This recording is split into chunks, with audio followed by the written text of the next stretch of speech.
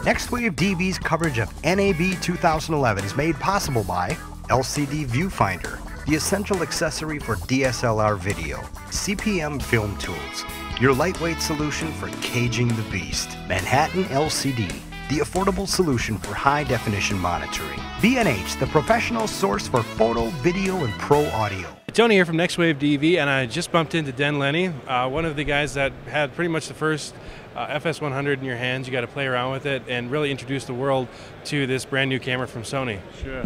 Well, I mean, it started, of course, a year ago. We were involved in the design of the camera. We were asked to come down to Sony in Basingstoke, which is their European headquarters, and they wanted to get some input from guys who were using DSLRs to see how we could take some of the limitations we were used to with DSLRs and put it into a video camera. And I'm pleased to say that I reckon 90% of what we suggested and ended up on that whiteboard has ended up in this camera.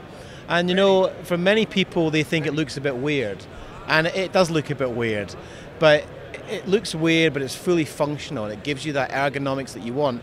And because you can strip the camera down to the absolute bare minimum or build it up, that's what we wanted. We wanted to create something that was modular. But I think for me the most exciting thing is the image quality. I mean, you've got the same sensor as the F3 in this camera, and we shot this music video and it just blew us away. Low noise, absolutely, for me, incredible value for money. If you shot video in any way, you know, you spend $5,000 to $6,000 on a video camera, you're now getting a video camera with a full 35mm sensor. It's really exciting. So do you have any future projects that you're going to be using this for? We are going to be shooting a gig with a band from the 80s called Duran Duran in Berlin on the 26th of May. We're going to be shooting largely on F3s. We had hoped to shoot it all on FS100s, but with the tragedies in Japan, production's been held up, I believe, so that we can't get the cameras quite as quickly as we would have hoped to. But we're still going to shoot it on Super 35.